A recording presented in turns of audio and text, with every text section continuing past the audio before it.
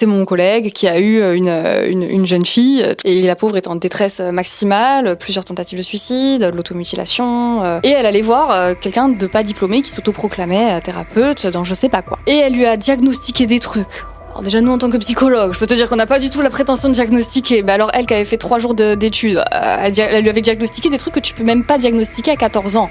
Elle lui avait diagnostiqué des troubles de la personnalité. C'est impossible, parce que ta personnalité n'est pas encore totalement construite, on estime que c'est beaucoup plus tard. Et elle lui avait dit, ouais, t'es TDAH, borderline, machin. Déjà, les deux, ils sont différentiels entre eux, tu peux pas spécialement les avoir. Et ça faisait plus de 4 ans que la jeune fille était chez elle. Et elle arrive chez mon confrère, et mon confrère désemparé, il s'est même frité avec la maman au téléphone, parce que la maman remettait en question mon confrère diplômé d'université. Quand même, oui, mais vous, qu'est-ce que vous allez faire de plus? Je vais juste faire mon travail, madame. Je vais déconstruire tout ce qui a été fait. Ouais, en plus, à cet âge-là, t'implantes des graines après, qu'est-ce que t'en fais avec ça? Si tu t'identifies en plus sur ces mots-là et tout, tu dis. Ils se mettent à mettre des trucs dans la tête aux gens et à diagnostiquer et à faire des trucs que personne fait, quoi. Genre. Mais eux, ils ont le droit.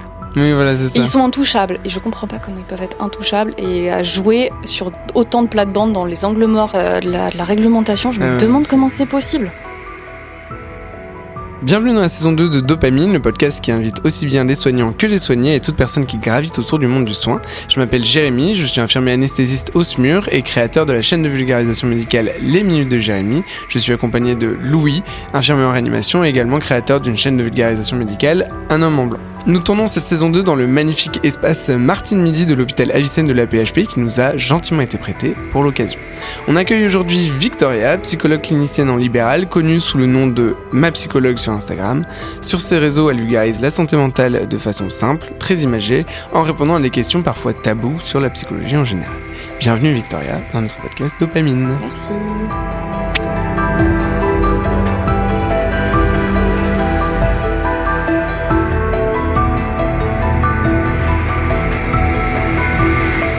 On va lancer un petit peu le podcast et pour s'échauffer, pour se mettre dans le train, je te propose une série de questions. Okay. Tu vas voir, ça va être des questions courtes. La seule difficulté, c'est que tu ne pourras répondre que par vrai, faux, oui, non. Ok. Sans justifier, en tout cas sans justifier pour le moment. Pour le moment, on pourrait y revenir après, éventuellement, mais en fait, on a tendance à pas revenir. Donc ça, faudrait qu'on y revienne un peu à chaud tout de suite après, en fait. Faux. Alors. Allez, commence. Prête. Allez. Un bon psy doit obligatoirement avoir fait sa propre thérapie. Ah, on commence fort, hein? Allez, faux.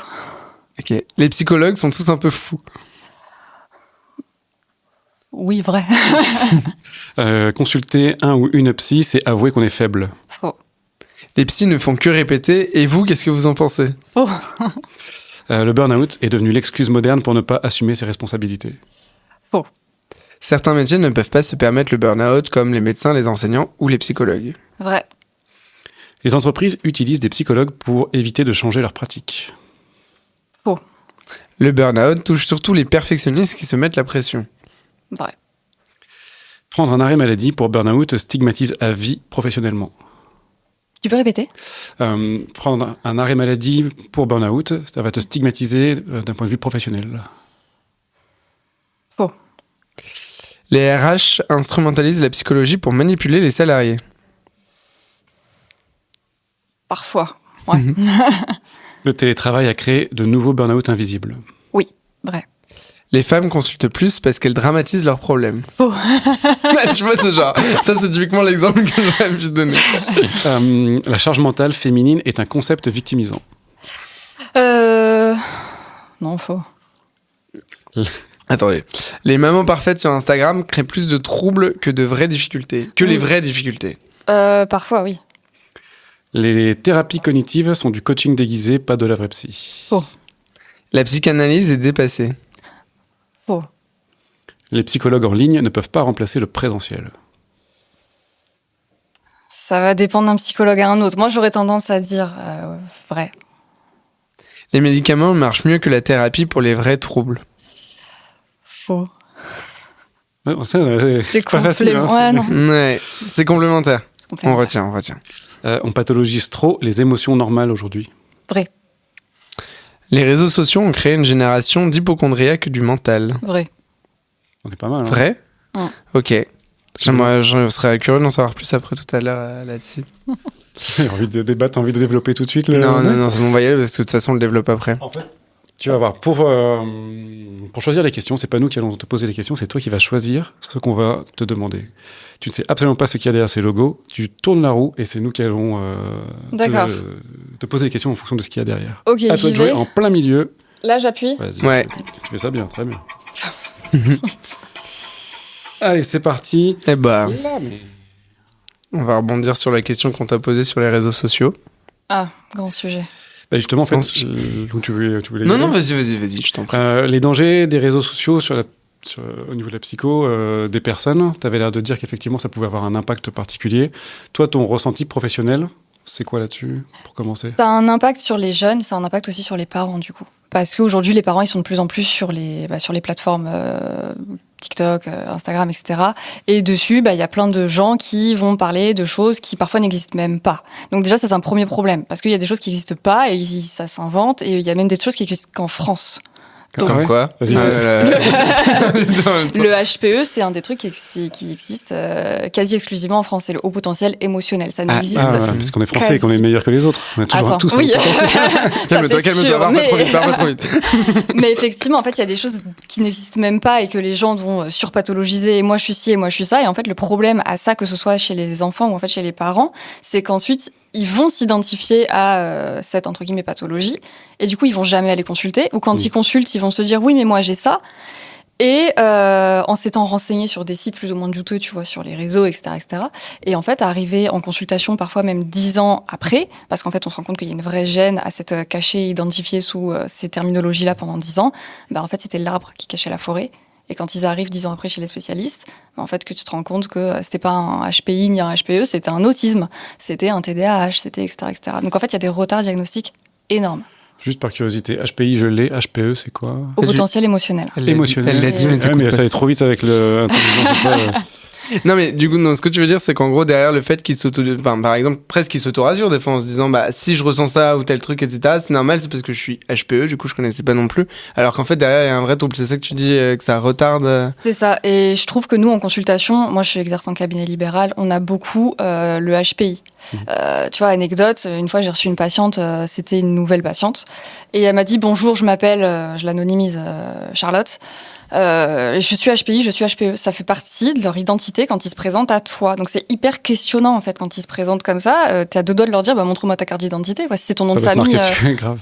Et en fait c'est hyper, ils s'identifient à ça. Et toi tu te dis red flag direct. Et tu te dis ah ouais non mais là j'ai pas que ce qu'elle est en train de me dire à creuser. J'ai aussi ça, etc. Et sur quoi ils se basent justement pour dire ça selon toi Est-ce que derrière toi tu cherches à creuser en tant que thérapeute, tu cherches à creuser en mode est-ce que tu cherches à reformuler en disant mais HPI comment ça?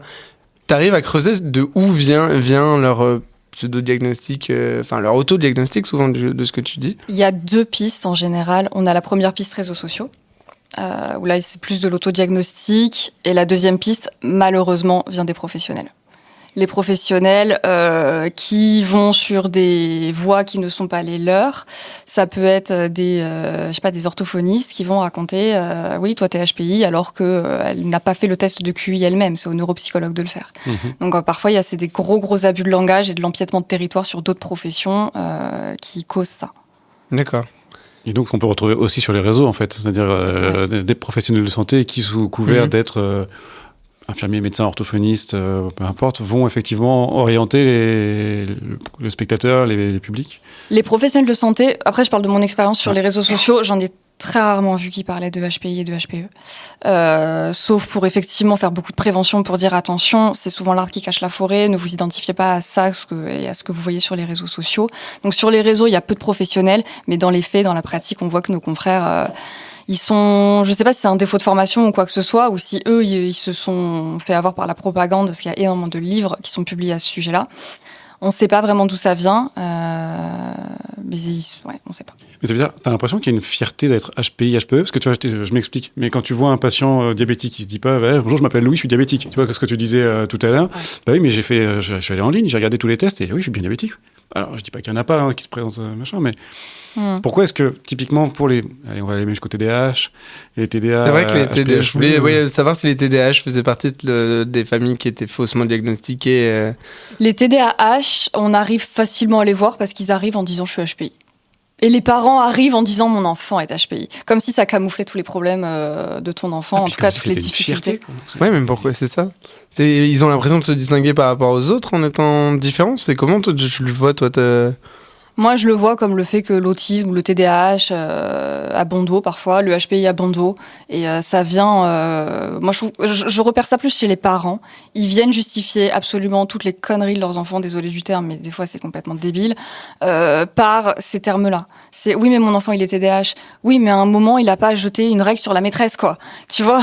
Oui. C'est à un moment, c'est aussi une question d'éducation. Et en fait, ça devient des parents si on les psychoéduque pas ou s'ils font pas des groupes autour de l'apprentissage et de l'éducation thérapeutique du patient, ils légitiment tous les comportements de leur enfant et machin. Et ça se revoit beaucoup plus du coup chez les parents que chez les enfants, parce que du coup les enfants ils se, comment on dit, j'ai pas le mot. Bref, par le biais de leurs parents, ils s'identifient aussi à leurs troubles et du coup ça vient faire une éducation basée sur un trouble, alors que ça n'a pas à l'être en fait. Par mimétisme, c'est ça que je voulais dire. Ouais. Ouais, voilà, c'était ça. Parce que moi aussi, j'ai commencé à changer. Ça me rappelle mon stage en pédopsie, justement. Qu'est-ce que j'ai conclu de mon stage? C'est que grosso modo, avant de soigner les gamins, il faudrait soigner les parents, en fait. Ouais, il y a un dicton en psy comme ça qui dit quand on travaille avec les enfants, il faut travailler avec les parents. Ouais, mais et dans ces cas-là, tu fais quoi? Tu fais des séances séparées, enfants seuls et enfants avec les parents ou... Moi, j'aime bien faire en une séance. Déjà, j'accueille toute la famille. Ça me dérange pas d'avoir les deux parents dès le début. Au contraire, justement, on est là pour discuter, faire un point ensemble. Et ensuite, je prends beaucoup l'enfant en individuel, forcément, parce que ça reste son espace aussi. Mais je suis très, très ouverte à la fin de la séance à prendre 10 minutes avec le parent. Là, aujourd'hui, on a travaillé ça. Toujours avec l'accord de l'enfant, je raconte toujours, je fais là, je vais dire peut-être ça à papa ou ma maman, est-ce que t'es d'accord, etc. Parfois, l'enfant, il a aussi envie de dire des choses à ses parents, donc là, on joue le rôle de médiateur. Mais on prend souvent 10 minutes à la fin des séances avec les parents pour travailler avec eux. Je trouve que c'est primordial. Ouais, donc toi, tu suis jamais juste les enfants, en fait. Enfin, moi, dans ma pratique, non. Mais beaucoup de psychologues ne travaillent pas avec les parents. Ah ouais? Ils travaillent juste avec Juste avec l'enfant. La roue? La roue, si tu veux. Bah, j'adore la roue. Même chose, nouvelle question. À toi de jouer. Allez. Sachant que voilà, on va tomber sur celui qu'on voulait virer. Mais non, mais qu'on va garder, du coup. Et je te laisse. Ça, c'est ton idée. En fait, l'idée, dont tu es tombé sur l'objet, et l'objet en question, chaque invité est spécifique. Chez toi, on a décidé de choisir un divan, le divan du psy. Le grand classique. Mais marrant, tu vois, le divan, je trouve qu'on le retrouve de moins en moins. Et pourtant, il y a des collègues à toi qui disent qu'il sert encore, pour certains patients, énormément. Toi, team divan, team pas divan? Je suis pas team divan. Honnêtement, j'ai un canapé, effectivement.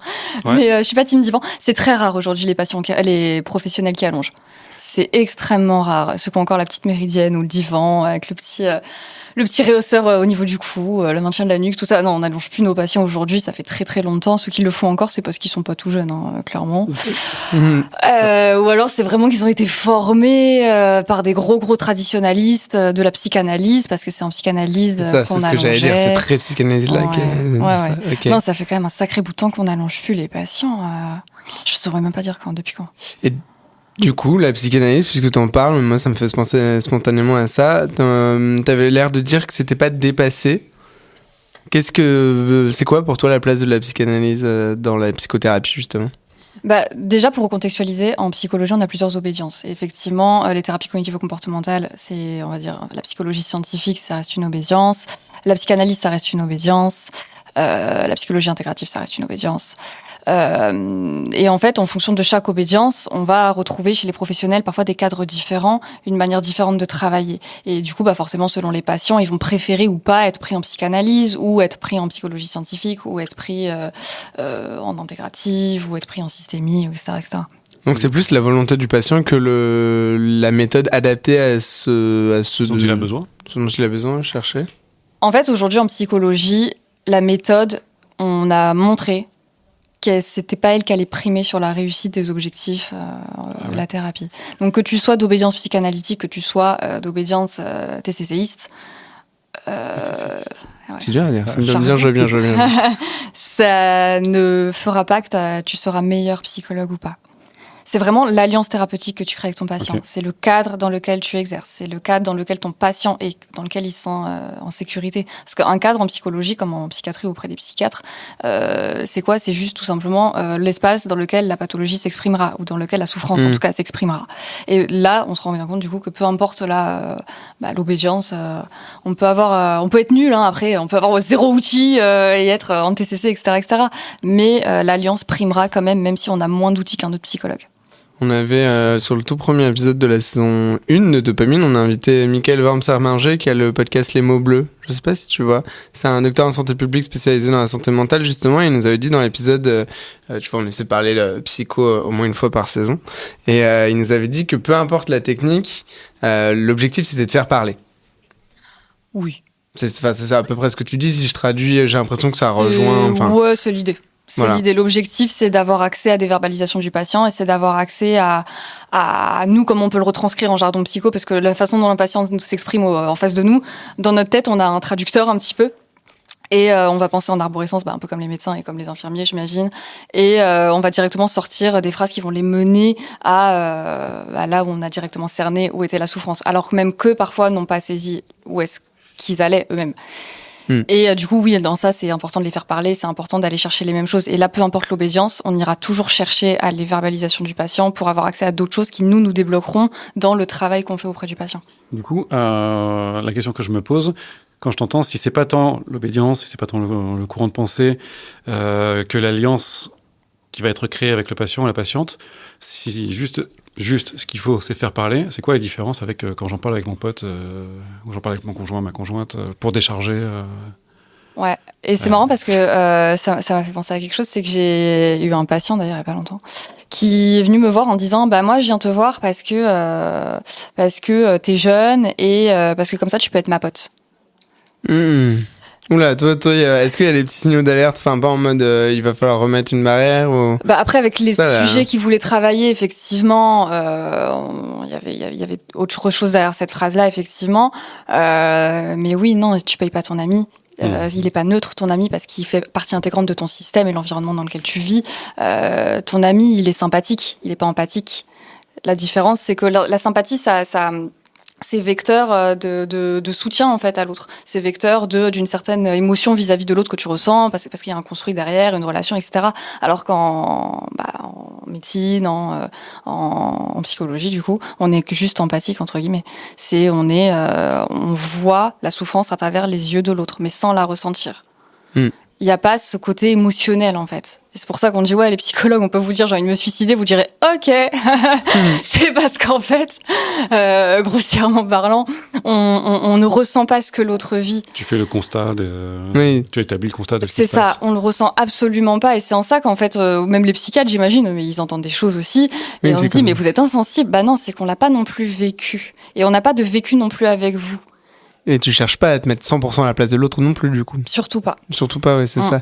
Et c'est ça, cette fameuse limite que tu arrives à mettre, parce que je suppose... Ça, je pense que de l'extérieur, c'est une question que beaucoup de personnes doivent se poser. Comment toi-même tu fais pour ne pas pas faire l'éponge, en fait? On fait les éponges. Ouais, mais tu fais les éponges ou régulièrement tu t'essors pour éviter que ça, tu vois. Oui, on a toujours des moyens de compensation. Je pense qu'on a tous nos petites routines, ne serait-ce que dans la voiture. On a tous notre playlist. On a tous notre rythme de travail aussi qui fait qu'on arrive plus ou moins bien à couper. Moi, je sais que je fais 2 ou 3 séances de plus par semaine. Ma semaine, c'est un autre mood. Je pense que mon compagnon, il voit pas la même Victoria. On connaît très bien nos limites. Et je sais que si je bosse plus de 50 heures au travail, ça va pas le faire, quoi. Oui, on a déjà après, c'est pas mal. C'est une bonne grosse semaine. Et du coup, je dirais, parce que nous, dans notre métier, quand on a des situations difficiles, etc., donc on a accès à des psychologues, etc., au travail, mais il y a un truc qu'on fait entre nous qui s'appelle le débriefing à chaud et le débriefing à froid. Justement, c'est le fait ne serait-ce que d'extérioriser et qu'on reprenne les verbatims de chacun. En fait, on se fait une séance de débriefing. Et pour le coup, les psychologues, du taf, etc., ils nous disent que déjà le fait de parler entre nous et de débriefer, c'est déjà une première chose. Donc est-ce que du coup la conversation entre potes, ou le fait de se confier à quelqu'un, c'est pas déjà une première étape? Est-ce que ça aide pas justement dans la... Pour le psychologue ou pour le patient? Non, pour le patient, Pour le pardon, patient. excuse-moi. Pour justement ce qu'on disait, est-ce que parler à son psy, c'est comme parler à son pote? Mais est-ce que parler à son pote, c'est pas déjà une première étape pour aller mieux avant d'aller voir un psy, sans que ça remplace le psy, tu vois ce que je veux dire? Dans certains cas, oui, évidemment, ça fera une certaine partie du soulagement. Ce sera peut-être thérapeutique chez certaines personnes. Il y en a qui s'en sortent très bien, justement, avec ce soutien amical des amis, etc. Et parfois, il y en a qui vont chercher ailleurs pour avoir justement cet aspect déjà neutre, aller dans un cadre qu'ils ne connaissent pas. Et oui, mais en tout cas, ça fait déjà une grande partie du travail. Moi, je les appelle les psychopotes. Je suis alors, les psychopotes, ils ont dit quoi? Ouais, mais Enfin, alors ça, pour le coup, les parle. psychopotes, pour le coup, ça peut être, je pense, très énergivore pour les potes, ceux qui... Enfin, je pense qu'on a tous connu des personnes comme ça dans notre entourage qui vont mal, qui ne veulent pas aller consulter et qui nous aspirent notre âme... Non mais c'est vrai, Ouais, et je me rappelle d'un très bon pote qu'on a en commun qui nous a dit mais tu ne peux pas aider quelqu'un qui ne veut pas être aidé. Tu pourras pas. Et voilà, et ça pour le coup c'est vrai qu'en tant que psychopote bah ça peut être très énergivore donc. Ouais, et je pense que les psychopotes, il faut comprendre que parfois ça sert à rien de parler ou d'apporter des solutions. Parfois juste être là, Ouais. ça fait déjà le travail pour ces personnes-là et peut-être ça peut être une astuce pour pas être Oui, pour pas grosse chercher à être éponge, actif mais juste déjà. ouais. Parfois ils veulent juste absorber, déposer les gens et je pense que ça pourra peut-être aider certains. Ce sera le titre de l'épisode, les psychopotes. Je veux que ça apparaisse sur une émission. Allez. Je suis curieux de ça. Tout à l'heure, ton patient, il te tutoyait vraiment? Oui, Oui. tiens, question, ouais. Ouais, c'est un choix que j'ai dans mon cadre. J'ai une grande partie de ma patientèle, si c'est pas, oui, peut-être 80% de ma patientèle, ils ont moins de 30 ans. Et moi, j'ai un cadre très posé quand même, assez ferme. Mes patients, ils savent qu'il faut pas faire certaines choses, ils savent que voilà. Après, ils savent très bien ce qu'ils peuvent faire aussi. Mais oui, ils me tutoient. Ils me tutoient.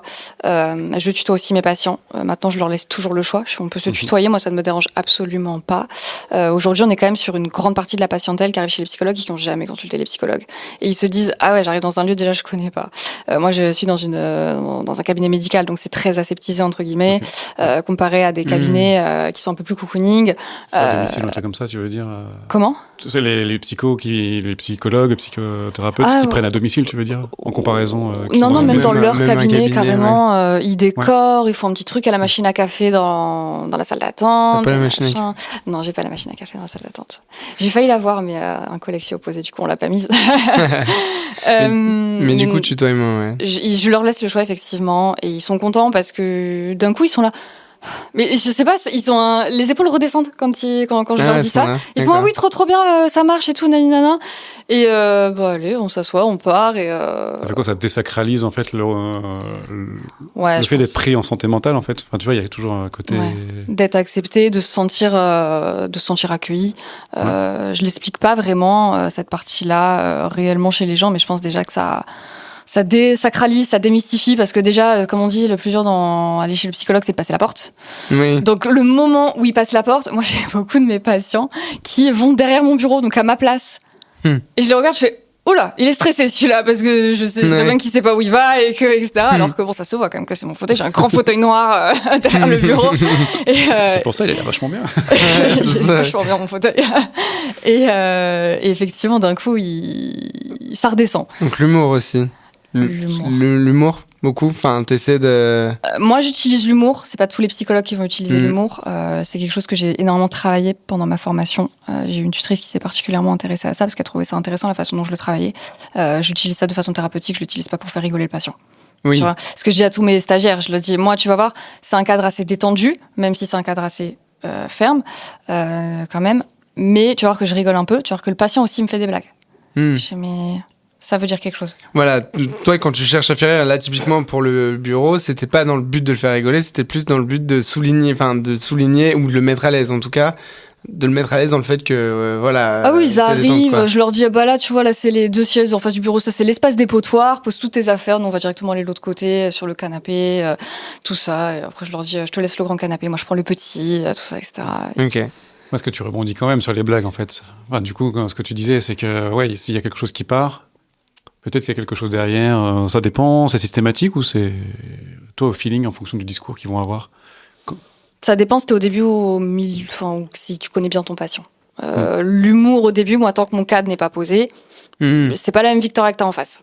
la même Victoria psychologue, c'est-à-dire que j'ai toujours la même routine à mes premiers entretiens, c'est-à-dire mon cadre il est beaucoup plus renfermé, je suis très contenante avec le patient parce que c'est souvent la première fois qu'ils arrivent chez le psychologue, ils savent pas à quoi s'attendre, à quelle sauce entre guillemets ils vont être mangés, donc je suis très très contenante pour accueillir ça. Après je pose mon cadre très rapidement dans le suivi et après effectivement ils voient que c'est assez détendu, ils peuvent s'autoriser quelques blagues, etc., etc. Ok. Tu disais, t'as beaucoup une clientèle de moins de 30 ans. Toi, t'as quel âge, du coup? Moi, j'ai 26 ans. T'as 26 ans. Donc, tu penses qu'ils s'identifient à beaucoup de moins de 30 ans parce qu'ils vont... Tu penses que les moins de 30 ans vont plus spontanément voir quelqu'un qui ont à peu près leur âge ou... Je pense. Et puis, tout simplement, ils vont plus facilement voir un psychologue. C'est devenu plus naturel ou plus dans les mœurs. Il y a 10 ans... Ouais, de se dire, il y a 10 ans, je pense qu'ils disaient tous, je suis fou. Et comme je veux pas être fou, j'y vais pas. Il n'y a pas si longtemps, en même temps, 10 ans. Moi, juste avant de passer à la suite, tu vois, on a parlé des émotions, le fait de faire l'éponge et tout ça, je reviens un petit peu en arrière. Et tu disais dans l'échauffement que tous les psys ne suivent pas forcément de psychothérapie. Et je pense que tous mes potes qui passent par là me disent que toute la population, 100% des gens devraient suivre une psychothérapie. Ouais. C'est hyper nuancé parce que je vais nuancer parce que il y a plusieurs choses en fait pour contrebalancer cet effet éponge qu'on a en tant que psychologue. On a plusieurs entre guillemets solutions. On a effectivement nous-mêmes nous faire suivre en tant que patient et la deuxième solution c'est nous-mêmes de nous faire suivre en tant que psychologue. Et ça c'est ce qu'on appelle la supervision. Et là il y a d'autres options qui s'offrent à nous, soit on le fait en groupe, soit on le fait en individuel. Okay. Et on va faire la supervision des pratiques. On va travailler en anonymisant évidemment nos patients sur des cas pratiques, sur des situations, sur notre cadre, tout bêtement, sur plein de choses, sur des outils. Sur un moment, on bloque sur une prise en charge. On se dit attends, il y a forcément un truc que j'ai pas vu parce que quand on bloque, il y a forcément un truc qu'on n'a pas vu. Et donc la supervision sert à ça. Et en groupe, on appelle ça l'intervision. D'accord. Et à côté, en fait, on peut cumuler les deux. On peut aussi se faire suivre en tant que patient. Et c'est là que je souhaite vraiment nuancer. Selon déjà les obédiences, c'est pas obligatoire. La psychanalyse va dire oui, tu dois y aller. Les TCCistes vont dire si tu souhaites y aller, tu peux y aller. Mais dans tous les cas, les deux obédiences vont toujours encourager la supervision, qu'elle soit en groupe ou en individuel. Toujours, on se fait superviser, tout le temps. Et du coup, parce que tu parles beaucoup des deux paradigmes entre les TCCistes et les... Hein, toi, tu pratiques quoi? Tu t'identifies dans quel groupe, du coup? Moi, je fais partie, on va dire, entre guillemets, de la nouvelle génération des psychologues. Donc, ils ont formé des psychologues intégratifs.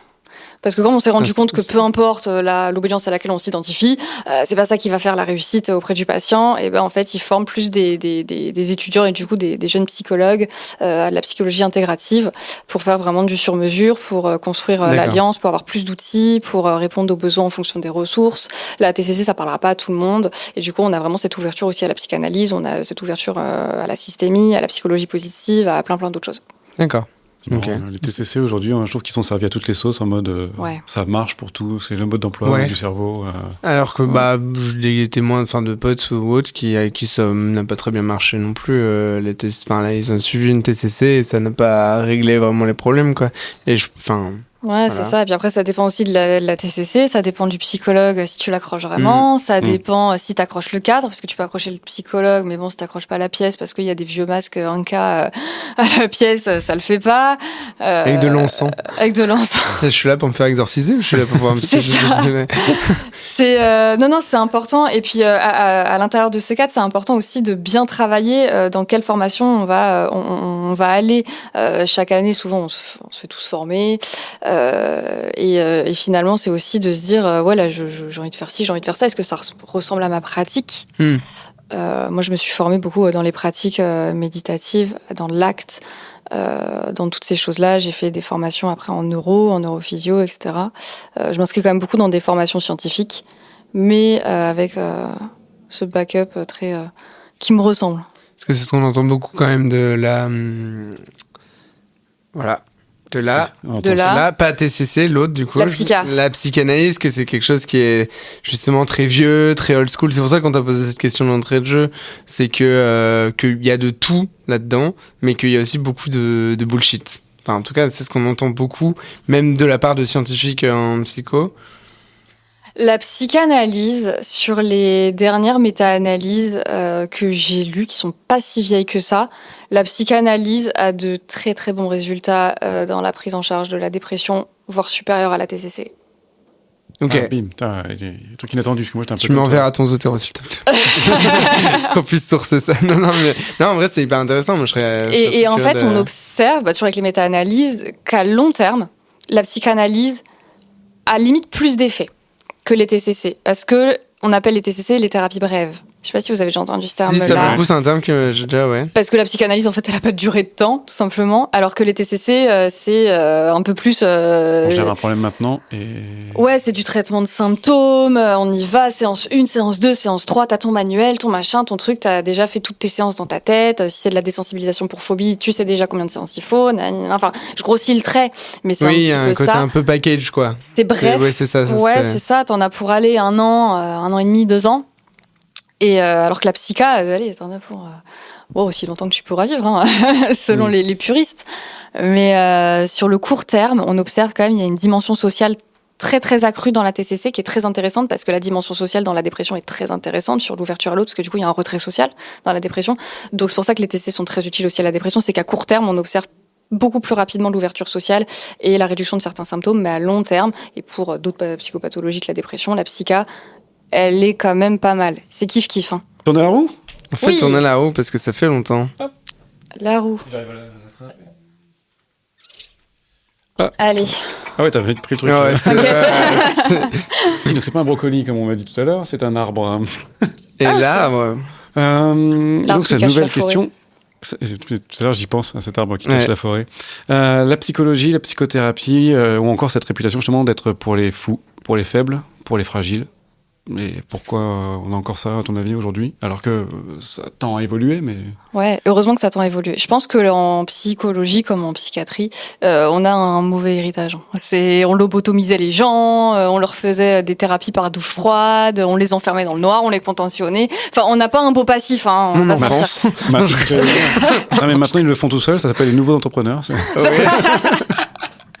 Ouais. Et même dans le jargon commun, tu vas jamais dire d'un homme, ouais, il est hystérique. Tu vas dire ça d'une femme.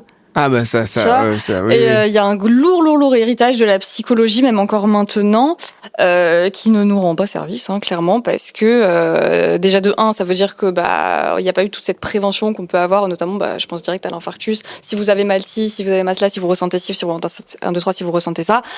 On arrive plus ou moins à se dire attends, signal d'alerte, peut-être que là je fais un petit SMS à mon généraliste pour savoir ce que je fais, la démarche à suivre. En psychologie, les gens ne savent même pas reconnaître la dépression. Oui. Ils ne savent pas reconnaître le burn-out, ils ne savent pas reconnaître l'anxiété, ils savent pas reconnaître pas grand-chose en fait. Et ce qui fait que tu te dis non mais attends, si je dois aller chez le psychologue, c'est vraiment que je suis complètement barrée parce que il y a une non-reconnaissance du truc qui joue sur la mystification un petit peu de la discipline.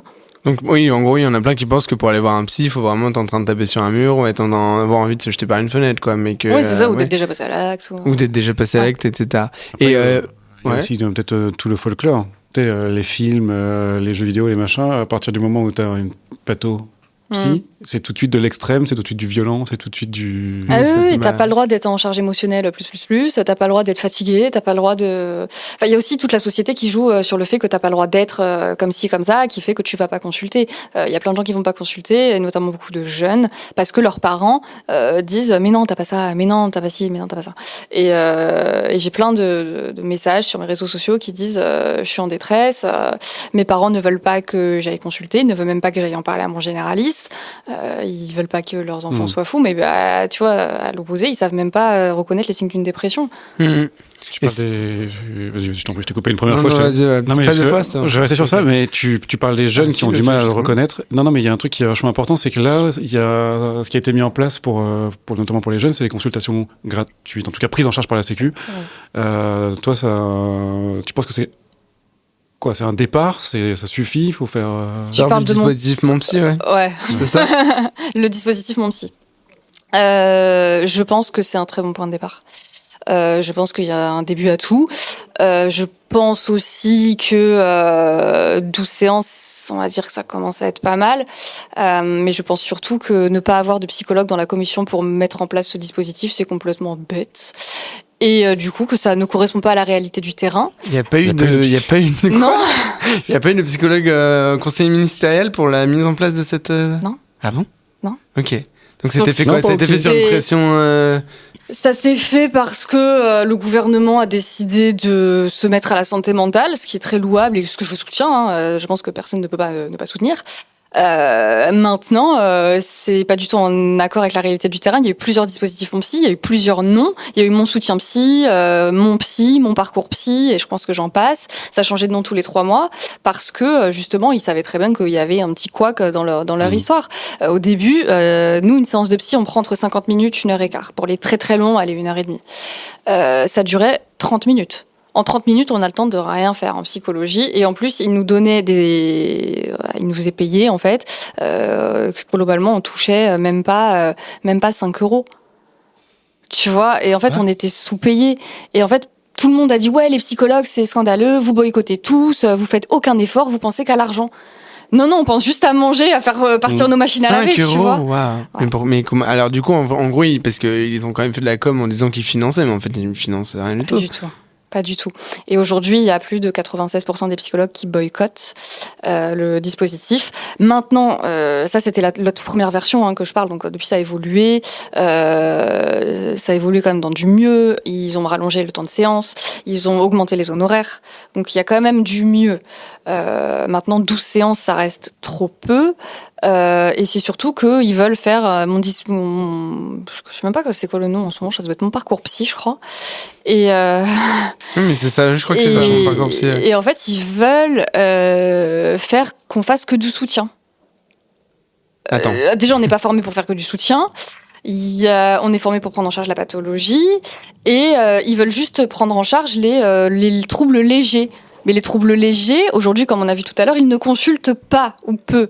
Donc en fait, c'est des milliards d'euros qui sont mis dans un dispositif, sans psychologue qui est consulté, pour que ce soit boycotté, donc pour rien en ce moment. C'est ça l'histoire. Donc c'est pour ça que c'est très très décrié dans le milieu de la psychologie. On se fait taper dessus parce que encore une fois, les psychologues, vous pensez qu'à l'argent, vous pensez qu'à machin, non, on pense juste à garder notre cadre, on a une déontologie, on cherche juste à conserver ce qu'on a, le peu qu'on a, quoi. Et là, moi, je me rappelle dans les débats qu'il y avait eu il y a quelques années, justement, avant que ça s'appelle comme ça, etc., il y avait aussi ce facteur motivationnel par rapport au fait que c'était gratuit.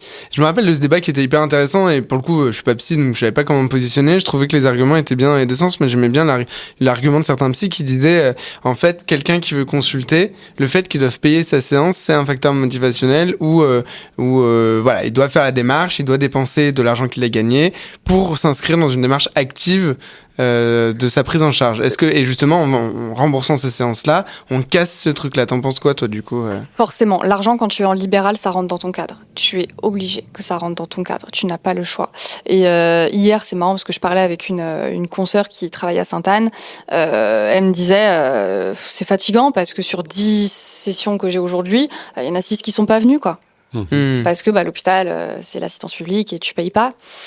Et l'argent ne rentre pas en compte et ni en considération dans le travail thérapeutique à l'hôpital, en tout cas beaucoup moins, parce que t'as pas cette conscience de l'argent que ça engage une structure hospitalière et dans le soin que pour toi.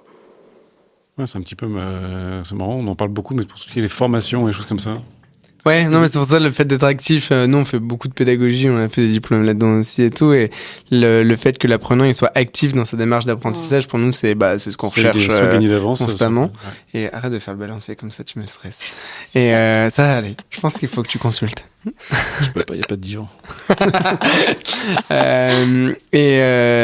Bref, et donc voilà, le fait qu'il soit moteur. Mais du coup, d'un autre côté, on a envie de dire aussi que le fait que ce soit gratuit, ça va permettre, parce que ça reste cher, c'est pas forcément remboursé.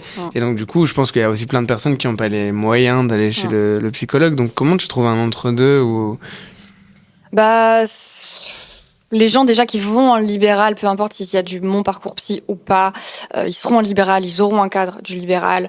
Après, ce sera peut-être aux professionnels, s'ils sentent qu'il y a peut-être l'argent qui rentre un peu moins dans son cadre, etc., d'agir dessus.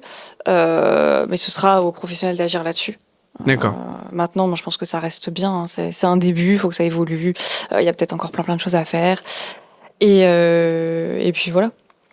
Et on en restait un petit peu, tout ça, on disait sur l'image que ça peut avoir de toute la santé mentale, du fait que c'est quelque chose qui est un peu nébuleux parfois. Et je reviens sur les réseaux sociaux avec tout ce qui est, tu sais, les coachs de vie, peu importe qui ça puisse être, qui sont complètement illuminés en fait. Et moi, je m'identifie pas à ça. Si j'ai l'impression que potentiellement, peut-être que là, je suis pas, ça va pas fort, il y a des trucs qui vont pas. Peut-être qu'il faudrait que j'aille voir. Qu'est-ce que tu penses d'Idriss Aberkan? Je pensais pas, je pensais à Lui, il est pas mal. Infirmière. Je pensais à notre consoeur infirmière qui dit que pour aller mieux, il faut. Ah oui, l'infirmière très, énergéticienne. Ouais. Je ne l'ai pas vu passer, on l'a débunk plusieurs fois. Une infirmière énergéticienne. Je crois que vos deux comptes, j'avais vu les deux, d'accord. Ah oui, les deux, oui, c'est ça. Oui, tu vois, moi je me dis en tant que patient, mais non, c'est bon, je suis pas à ce point-là, donc ça va. Mais du coup, les réseaux sociaux, est-ce que ça ne ralentit pas aussi la prise en charge? Ah mais c'est génial hein, pour les patients, les coachs et les machins, parce que ça empêche d'aller voir un professionnel et donc d'avouer qu'ils ont quelque chose. Alors attention, parce que moi quand je suis du second degré, tout le monde ne le capte pas. Ah ouais, non, c'est... En fait, ça, effectivement, comme tu dis, c'était du second degré, ouais. Elle flippe. Non, aujourd'hui, on a une grosse difficulté, mais même les médecins, je pense qu'ils sont confrontés, tout le milieu médical et paramédical, les personnes qui sont et qui jouent dans les angles morts de la loi et de la réglementation. Il y a effectivement un grand marché là-dedans, mais un grand marché très dangereux, parce que retard diagnostique, parce que ça t'éloigne du monde médical, parce qu'il y a des escroqueries, parce qu'il y a des dérives sectaires, et parce qu'ils savent même pas de quoi ils parlent. Hein. Ils sont coachs en HPI, coach en HPE. Coach en HPE, hein. Du coup, maintenant, on va combiner les deux. Et puis, toutes les terminologies ne sont pas encadrées du tout en France. La législation est très laxiste. Ils donnent, en fait, c'est des personnes, ils ont fait, 2-3 semaines de formation, maximum, peut-être quelques mois. Oui, c'est les naturopathes en gros, c'est l'équivalent d'un naturopathe de la médecine, quoi. C'est ça. En gros, et du coup, ils attirent énormément de monde via les réseaux sociaux. Parce que les gens arrivent à s'y identifier, parce qu'ils jouent aussi sur le fait que parfois on est saturé dans le système de santé et que du coup peut-être qu'une personne n'a pas eu sa place en ASDJ ou en CMP ou etc. Et du coup ils les rabattent en fait et ils leur disent non mais de toute façon c'est pas ta faute, c'est parce qu'il y a eu ça. Donc alors là, le patient, il peut même pas travailler sur lui-même, en tout cas pour le cas de la psychologie. Si c'est des cas vraiment somatiques, ça fait des retards diagnostiques, mais alors qui peuvent être catastrophiques, des retards de traitement. Moi, j'en viens à me poser la question, est-ce que ça coûte pas limite plus cher à la sécurité sociale de devoir récupérer les dégâts, tu vois? Ouais. Et vraiment. Et j'ai une question là-dessus, justement. Je crois que je t'ai encore jamais vu faire de débunkage sur de la santé mentale.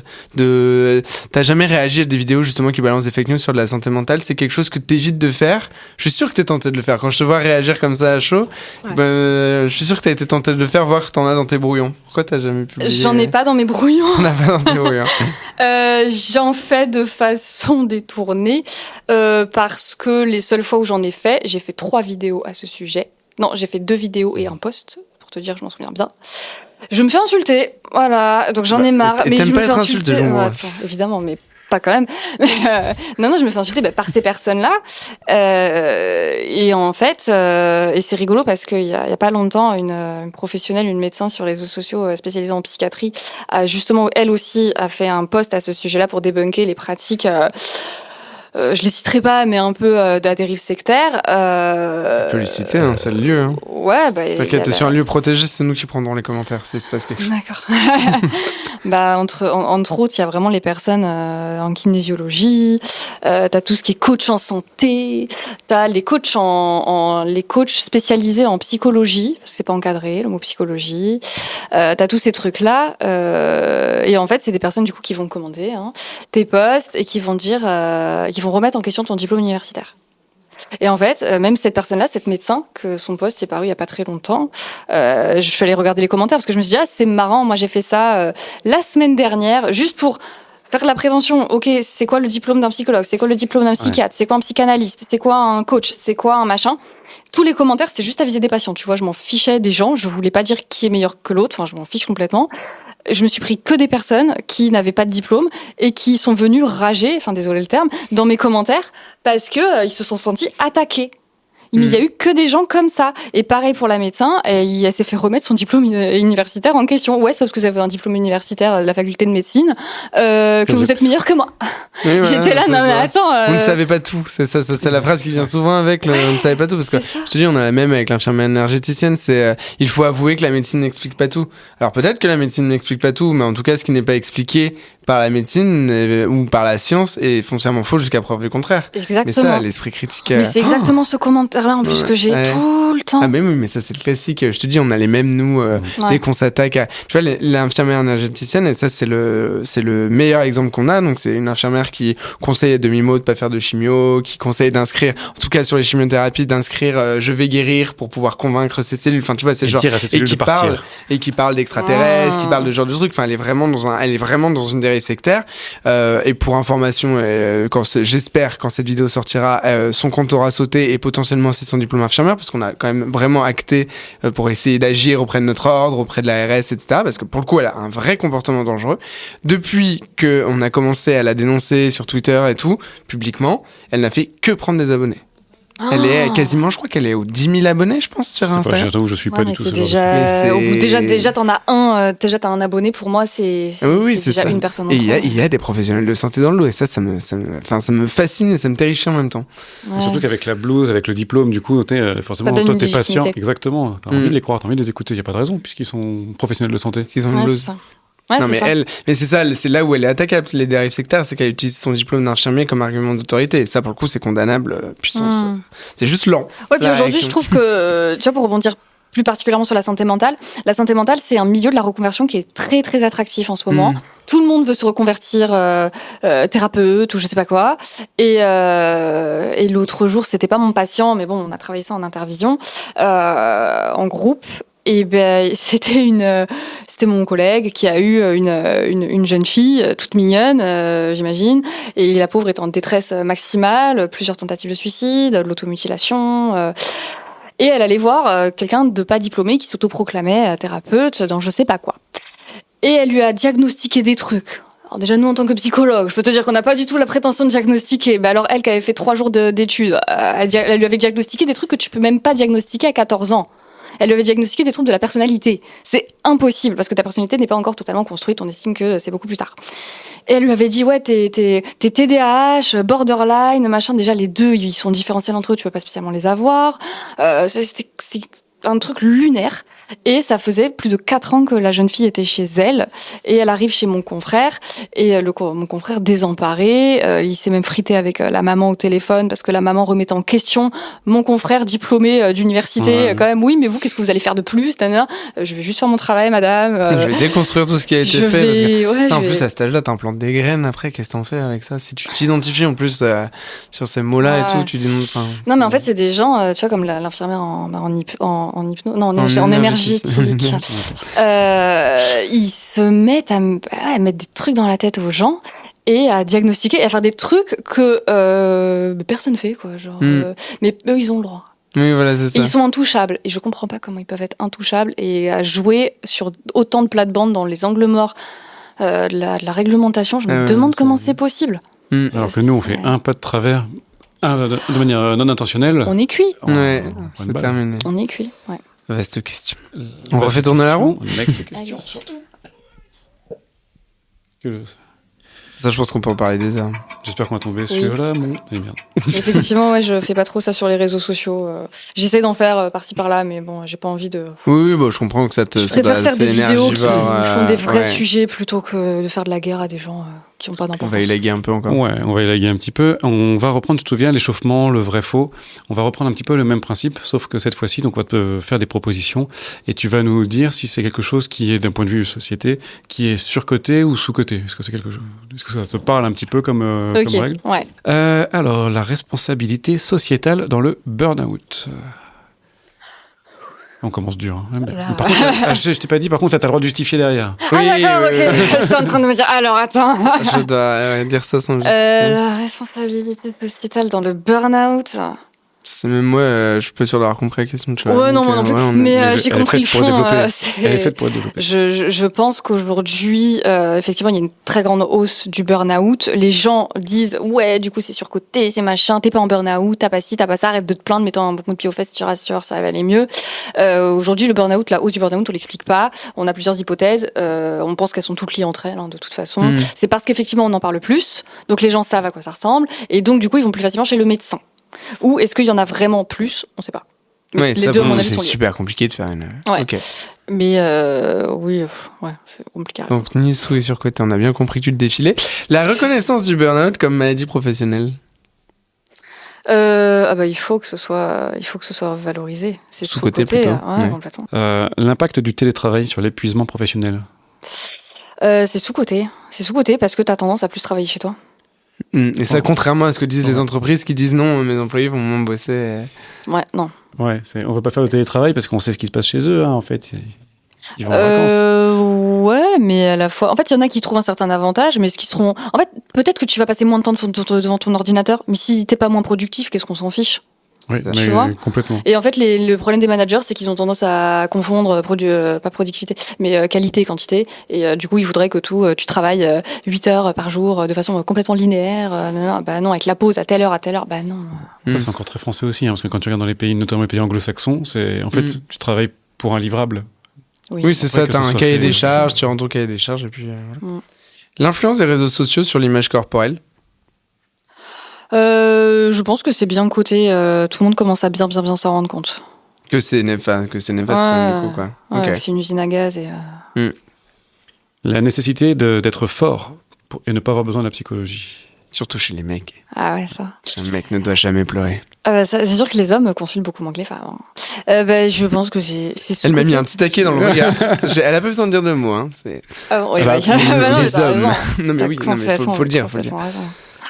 C'est encore ça? Parce que du coup, on n'a pas eu de réponse. Ouais. Oui. C'est encore. Enfin, c'est encore. Attends, c'était ouais, quoi? mais- Attends, vas-y, c'était quoi la question? Non, parce qu'en fait, moi, on n'a pas eu la réponse. J'étais déjà parti sur rebondir ce que vous disiez. Ouais, les mecs qui veulent pas pleurer, les mecs il faut être fort, et notamment avec le truc à la mode, mais qui est ni plus ni moins que d'habitude, les masculinistes, etc.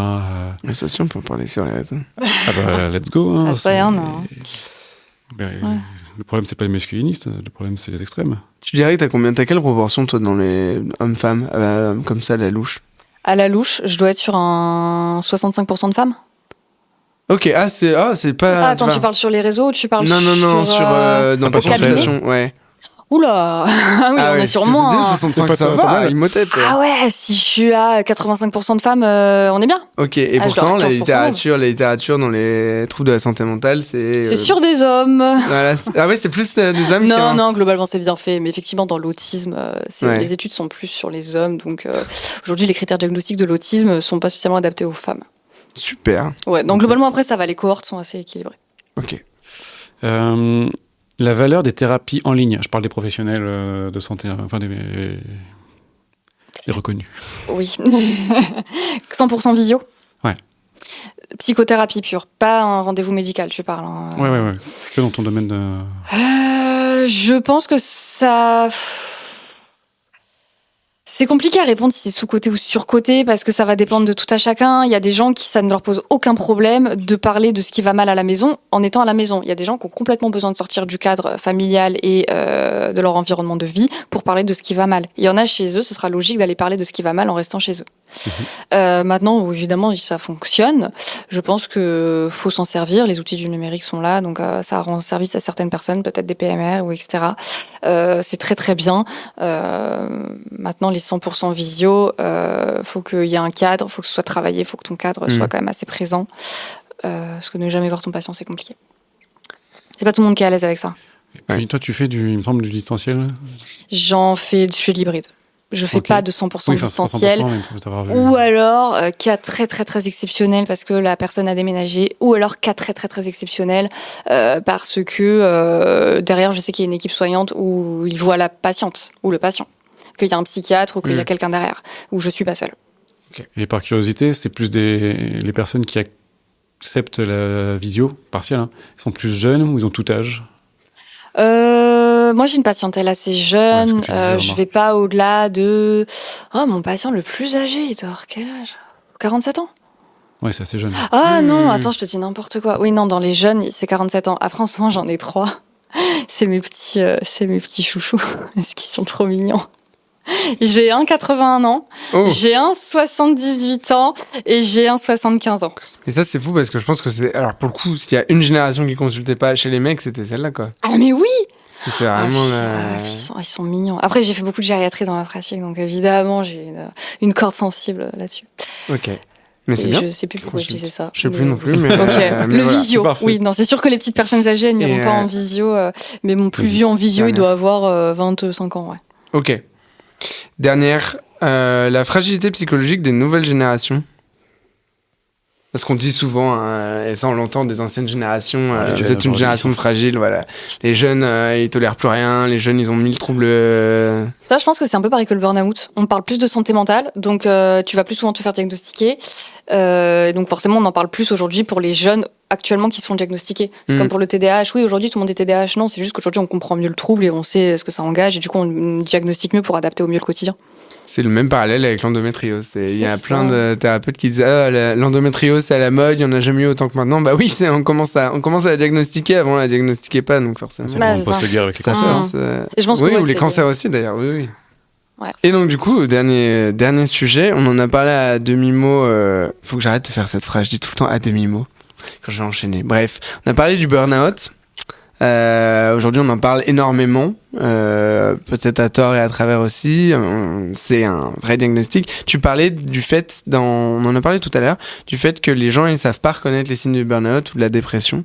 C'est quoi les signes du burn-out et à quel moment il faut consulter? Alors, aujourd'hui, ce qu'il faut savoir sur le burn-out, déjà pour poser les bases, c'est que ça n'est pas reconnu par toutes les classifications diagnostiques. C'est reconnu par la classification de l'OMS, donc par la CIM. C'est pas reconnu par les Américains, donc par le DSM. Voilà. Ok. Maintenant, c'est reconnu par la CIM, donc on a quand même les critères diagnostiques. Qui sont les dictionnaires des maladies. C'est nos codex, ouais, c'est le Vidal version Le Vidal de psychiatrie. psy, quoi. Ouais, exactement. Ok. Et alors? On a globalement, donc on qualifie ça d'épuisement professionnel. C'est quoi? C'est un stress chronique, c'est un dérèglement forcément de l'axe hypothalamo-hypophyso-surrénalien, qu'on retrouve dans tous les stress chroniques, et qui est sur 3 grands axes. Donc on va avoir tout ce qui est épuisement émotionnel, qui va entraîner, c'est vraiment chronologiquement qu'on a cette symptomatologie qui évolue. Épuisement émotionnel. Ensuite, on va observer ce qu'on appelle un peu de la dépersonnalisation. Donc, parfois, on peut avoir... Donc, c'est pas de la dépersonnalisation, peut-être comme on l'entend à tout venant. C'est vraiment une mise à distance de son travail. On peut avoir du cynisme vis-à-vis de son travail. On peut être complètement détaché, même voire de sa famille.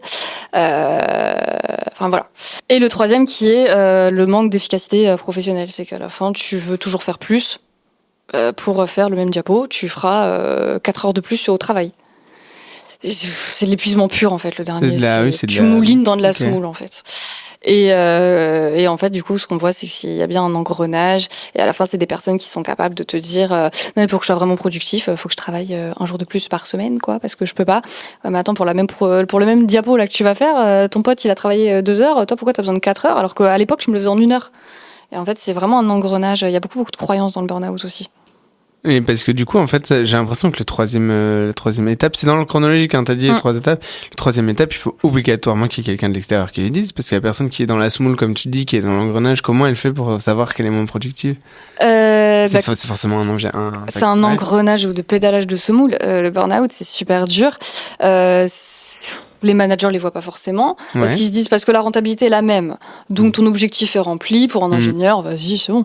Et donc il la voit pas forcément. Il répond à ses mails un peu plus tard. Ouais, bon, vas-y, tranquille. Ouais, il répond en vacances. Ouais, ok, tranquille. C'est pas le manager qui va te dire non, quoi. Parce qu'il y a aussi eux il y a des très très bons managers, je dis pas, qui disent à leurs employés t'as intérêt à couper, sinon je t'accueille à ton retour de vacances, etc. Il y a des très très bien, hein. Mais ouais, c'est très vicieux en fait, parce que l'entreprise aujourd'hui n'encourage pas à cette prévention.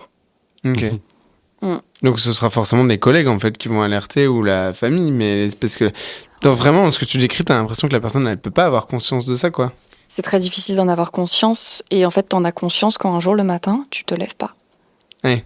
Mais vraiment, c'est très violent. La prise de conscience en burn-out, c'est un matin, tu pleures, tu pètes un câble, tu hurles, tu te lèves pas, tes jambes, elles répondent plus. Et tu n'y vas plus. Ou alors tu tapes la crise de panique de ta vie dans ta voiture.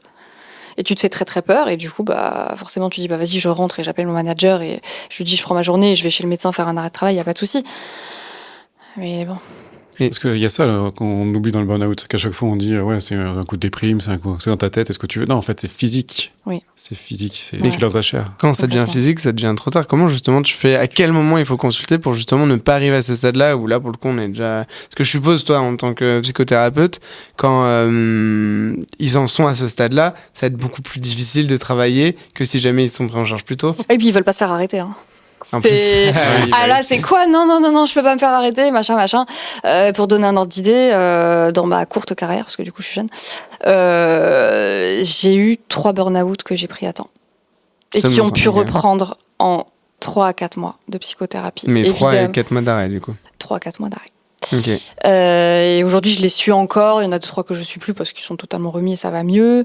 Mais les burn-out que je prends en charge, on est sur du 8 mois d'arrêt. 10 mois. J'ai mes formateurs à l'époque, c'était du 2 ans d'arrêt. 2 ans, ok. 2 ans. 2 ans de vie. C'est énorme. Et en fait, quand consulter, c'est quand on sent que là, on a du mal à se concentrer. Quand on sent que là, on perd un peu... on se sent un peu plus trop en phase avec son travail. On sent que parfois, à la maison, on a un changement de comportement. Parce que le changement de comportement à la maison, c'est peut-être pas ta famille. Hein, c'est peut-être le travail qui a une incidence chez toi. C'est ce genre de choses-là. Ou alors, t'es juste fatigué. Ou alors, tu sens que t'as besoin de vacances. Ouais, mais si t'as besoin de vacances 365 jours par an, c'est compliqué, quoi. C'est ce genre de choses. C'est aussi des croyances, des petites phrases que tu peux te dire. C'est faut que je travaille, comme on disait tout à l'heure, plus pour avoir la même rentabilité. Ouais, mais non, ouais, mais là faut que je travaille. Oui, mais là faut que je fasse ça. Oui, mais machin.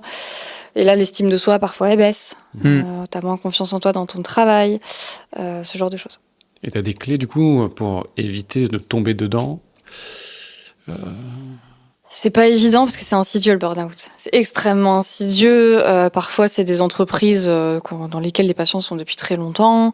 Ils le voient eux-mêmes pas venir et du coup, c'est très compliqué de prévenir ça. Moi, je pense que la clé qu'on peut avoir, si on veut prendre le problème à la base, c'est nous, en tant que psychologue, faut aller dans les entreprises. Et parce qu'après, nous, on prend ça quand c'est trop tard. Donc, mais en termes de clés... Ok. Ouais, donc vraiment, ouais. Mais et pour les personnes, parce que là c'est plutôt côté thérapeute, côté les personnes en elles-mêmes pour qu'elles détectent les signes. Pour qu'elles détectent les signes, moi j'ai tendance à dire quand il y a un doute, il n'y a pas de doute. Hein. Donc Ok. on y va, on va consulter. Mais ne serait-ce, n'allez peut-être pas voir le psychologue si vous n'êtes pas à l'aise. Il y a les médecins traitants, vous les connaissez, eux, parce que nous, ils arrivent, ils ne nous connaissent pas. Allez voir votre médecin traitant. Ça, je pense que c'est le premier réflexe à avoir, même pour toute maladie ou quoi que ce soit. Allez voir votre généraliste, il vous connaît depuis de nombreuses années. Et c'est un repère, quelque part. Ok. Et la différence avec la dépression? Stress chronique, trouble de l'humeur. Trouble de l'humeur, du coup on n'est pas du tout sur la même chose. Ça engage pas les mêmes structures. Maintenant, tu peux cumuler burn-out et dépression. Super. Non, c'est pas drôle. Et si on fait le même exercice rapide sur comment tu as des signes que tu es potentiellement en train de faire une dépression et qui nécessitent de consulter. C'est quoi les signes de la dépression? Les Ouais. 2 plus gros signes de la dépression, c'est évidemment une perte de plaisir au quotidien depuis plus de 2 semaines. Ok. Et une tristesse de l'humeur depuis plus de 2 semaines. Si Ok. vous avez l'un de ces 2 trucs, on commence à se poser la question. Parce que la différence avec la déprime, c'est que la déprime, c'est un état passager, c'est un état normal. Évidemment, tu viens de perdre ton chat, oui, t'es déprimé, quoi. Tu t'es en deuil, t'es déprimé. Je différencie aussi le deuil et la dépression, c'est qu'on a des choses complètement différentes. Et même le deuil pathologique est aussi différent de la dépression. Ça va revenir. Et ensuite, à la suite de ça, il peut y avoir une perte de la volonté, il peut y avoir une perte des activités menées, il peut y avoir une perte de lien social, il peut y avoir une perte avec plein de choses. Donc vraiment, quand on observe un retrait complet de la personne, faut commencer à tilter. Ok. Et pareil, la personne ne peut pas s'en rendre compte d'elle-même avant qu'il soit trop tard en tout cas. les personnes peuvent s'en rendre compte. Là. Si, parce que t'as moins de volonté à poursuivre les activités du quotidien, t'as moins de motivation, tu fais moins de choses, tu vois que t'as plus trop envie de répondre à tes copains, tu sors moins, tu t'enfonces. tu commences à le voir. Et là, l'intérêt, non, il n'y a aucun intérêt. C'est les femmes iront consulter beaucoup plus rapidement que les hommes. Moi, je crois, tous les hommes que j'ai eus, ils étaient en dépression sévère. Parce qu'il y a encore cette représentation sociale que les femmes dépriment plus que les hommes. Ah oui. Oui, pas le droit de flancher aussi. Non, mais c'est ça revient avec pas le droit de pleurer, pas le droit d'exprimer des émotions. Il y a plus de femmes. Les femmes sont plus touchées par la dépression aussi après. Ok, oui, statistiquement. Ouais. Et ça aussi, est-ce que c'est pas faussé parce qu'il y a moins d'hommes qui le déclarent? Non, pas forcément, parce que y a le système hormonal de la femme qui fait que il y a de la génétique, il y a aussi des données plus fiables, on va dire.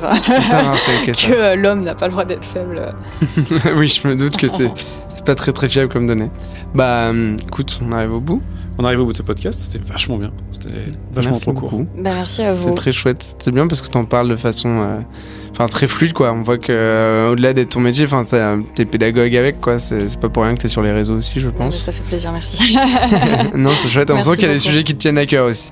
On verra sur les ondes audio qu'il y a des pics à des moments. Ouais, c'est vrai, je m'en suis pas rendu compte.